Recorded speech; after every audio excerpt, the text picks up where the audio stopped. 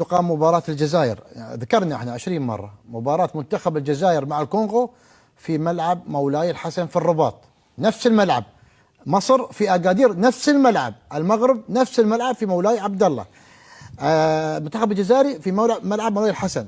العالم الآخر ما يكتب مولاي الحسن، ما يذكر اسم الملعب ولا يذكر اسم المنطقة. صحيح. لو ذكر لا مشكلة بالنسبة له، ما يقدر. عقد نفسية، وهذا طبعا نقص. امور اسهل من كده، هذا نقص. والناس استقبلوكم احسن استقبال. استقبلوكم، موضوع لازم نتجاوز. وعطوكم وسكنوكم في احلى فندق ونقل وملاعب وخدمه 5 ستار، ولكن المقابل من العالم وجهة الآخر نظر عبد الله، للاسف وجهة نظري الرياضة تقرب.